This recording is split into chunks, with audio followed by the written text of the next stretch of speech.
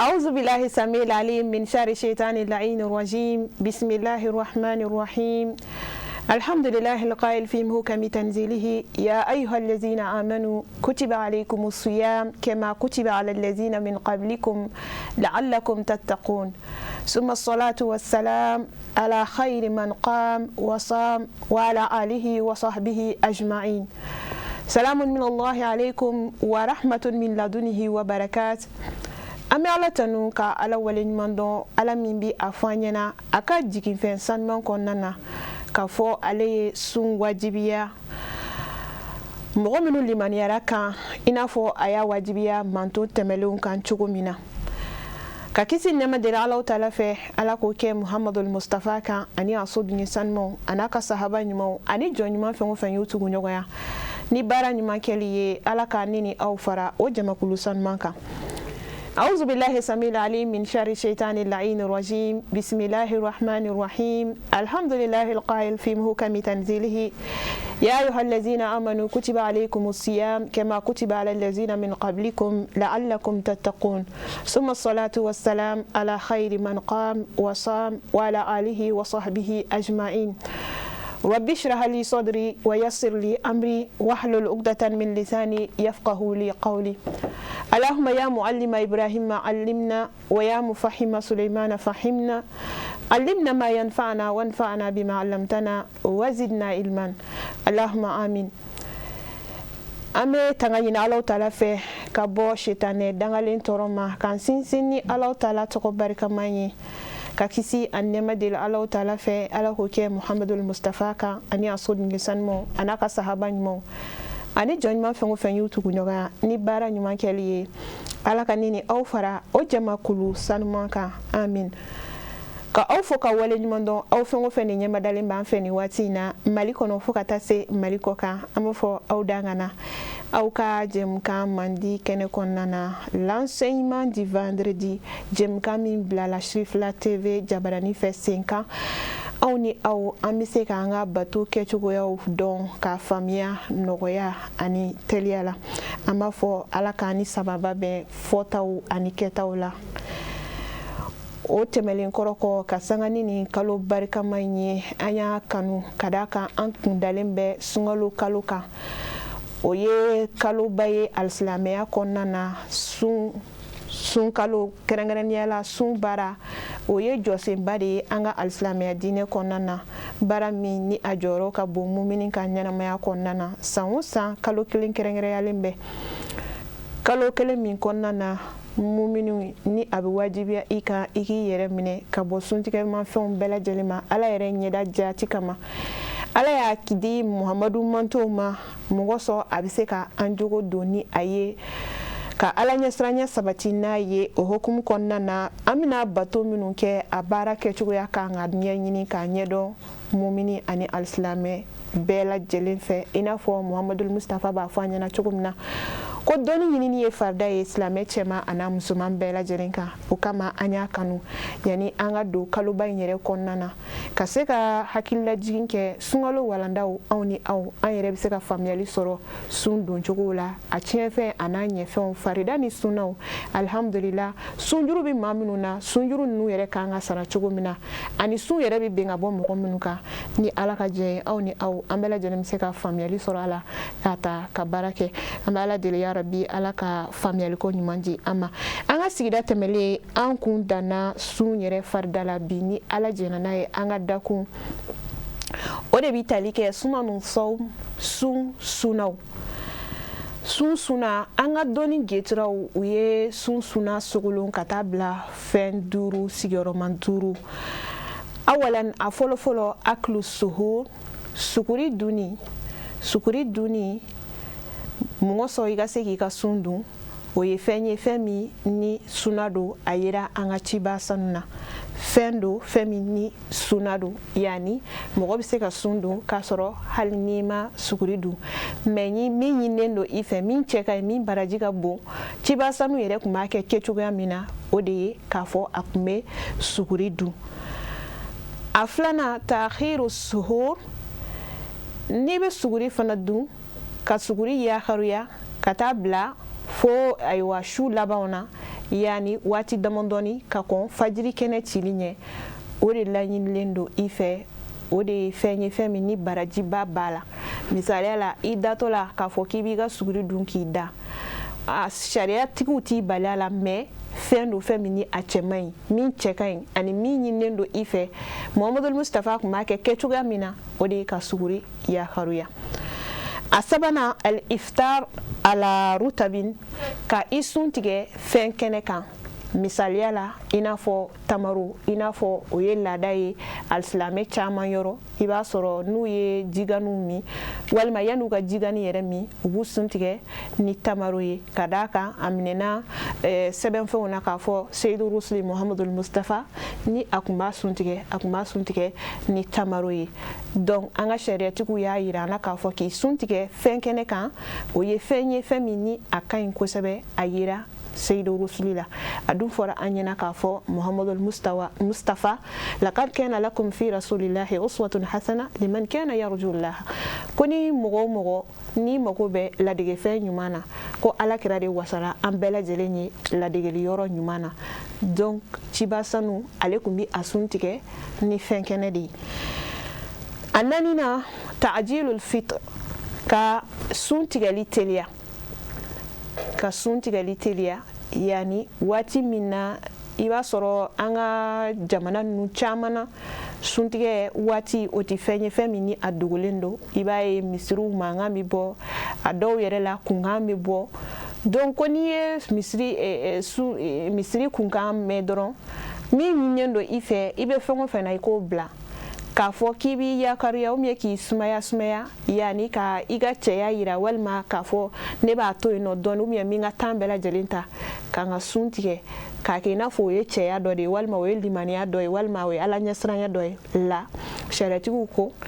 n'i ye misiri kunkan mɛn dɔrɔn ou bien n'i ye kunkan mɛn min b'a yira k'a fɔ suntigɛ waati sera i bɛ fɛn o fɛn na i k'o bila i k'i teliya ka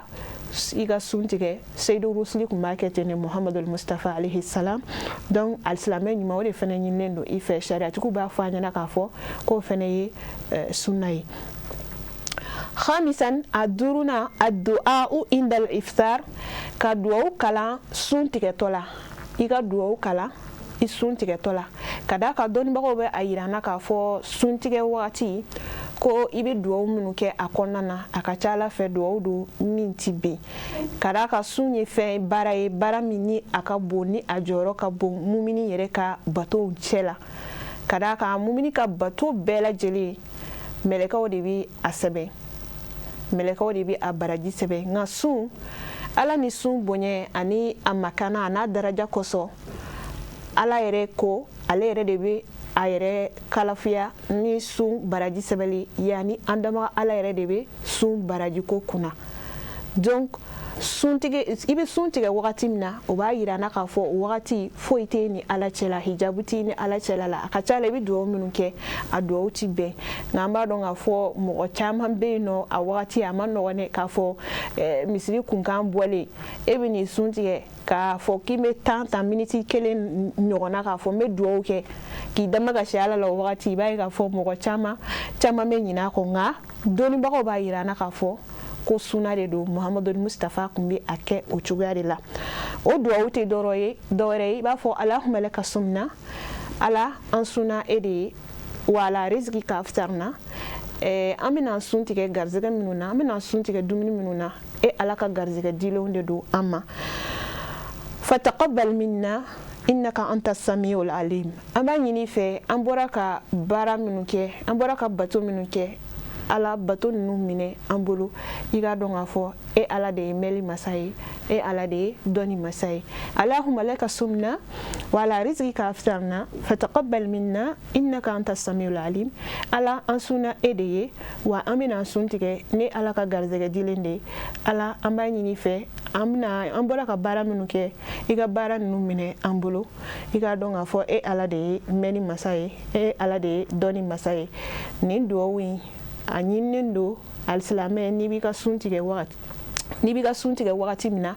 i ka nin duwawu in kalan dɔnnibagaw b'a yira an na k'a fɔ fɛn don fɛn min ni a ka ɲi kosɛbɛ nin de ye sunaw ye dɔnnibagaw ye min sogolo faamuyali teliya kɔsɔ ani a nɔgɔya kɔsɔ. O tɛmɛlen kɔfɛ an ka bi walanda filanan o de bi tali kɛ al-ayam allati tahrumu fiha as-sawm, don dɔw bɛ yen nɔ sun bɛ haramuya o don ninnu kɔnɔna na. Dɔnnibagaw b'a yira an na k'a fɔ don 4 bɛ yen nɔ sun bɛ haramuya mumini kan o don ninnu na. O don fɔlɔfɔlɔ ye jumɛn ye? Awalan yawmay idil fitri wal adha, seli fitinin don ani seliba don olu sun haramuyalen don. Dɔnnibagaw b'a yira an na k'a fɔ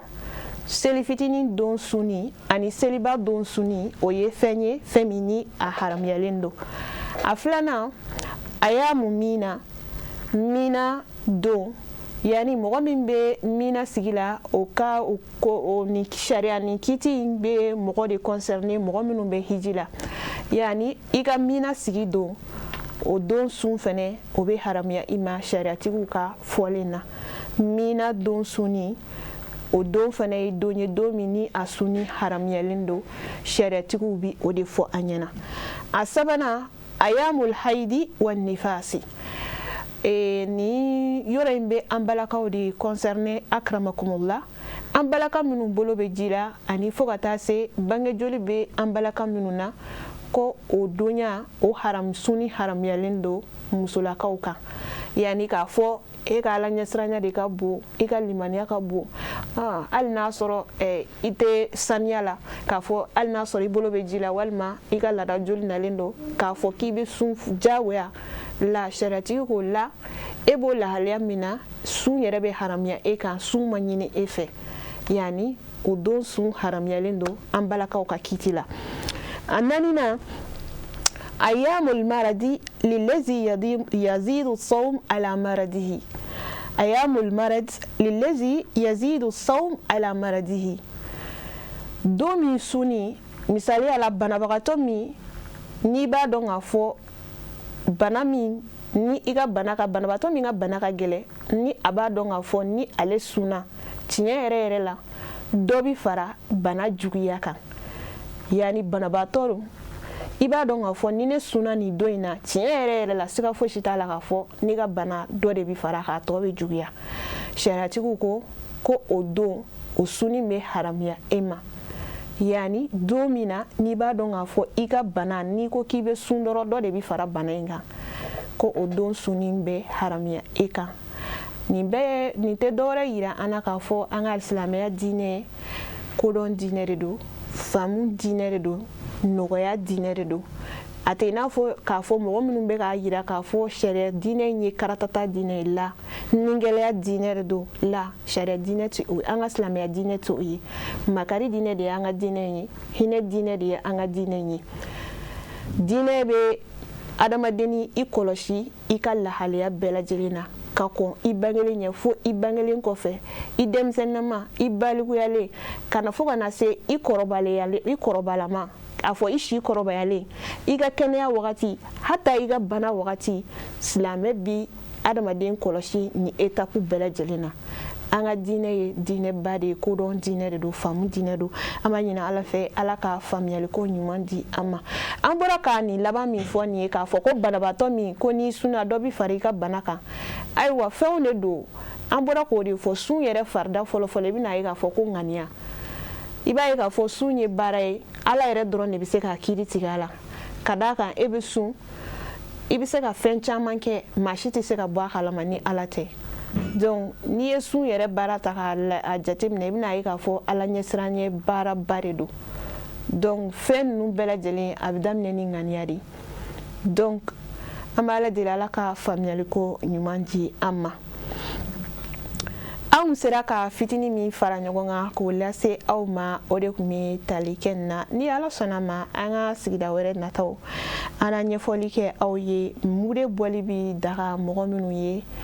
yani mɔgɔ minnu ni u bɛ lahalaya dɔw la k'a daminɛ an ka maabakɔrɔw fo ka taa se an ka muso lasiribagatɔw ani ayiwa muso minnu fana ni den b'u u sin na n'a fɔra k'u ka sun i b'a ye k'a fɔ a bɛ se ka gɛlɛya se u yɛrɛ ma a bɛ se ka gɛlɛya se den ninnu ma sariyatigi a ye kiitiw labɛn a ye sɔnɔgɔyada di olu ma ka bɔda di u ma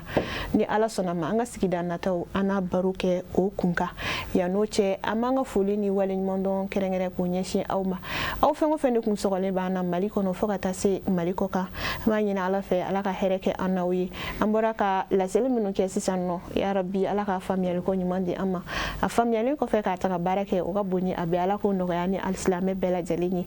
an bɛ k'an kunda kalo barikama in kan yarabi ala ka a yira an na si ani kɛnɛya la a baara ninnu tɛ taa cɛsiri kɔ a tɛ taa musaka kɔ a tɛ taa kɛnɛya kɔ an b'a ɲini ala fɛ yarabi ala k'o dafalen di an kelenkelenna bɛɛ lajɛlen ma k'an ka foli ni waleɲumandɔn kɛrɛnkɛrɛn ka ɲɛsin an fa ani an karamɔgɔ ma ka dugawu ɲini a fɛ kɛnɛ in kɔnɔna na ni ka tila ka dugawu kɛ a n'a ka denbaya kelenkelenna bɛɛ lajɛlen k'a fɔ ala ka hɛrɛ kɛ an n'u ye k'a yira u la k'a fɔ an bɔra ka walanda minnu lase anw ma n'i ye kitabu lajɛ kitabu n'a bɛ wele suratu tafaqquh fil ibada Sheikh Adam Jaabi ale ka sɛbɛnlen don an bɛ ala deli ala ka sijan ani kɛnɛya di a n'a ka denbaya bɛɛ lajɛlen ma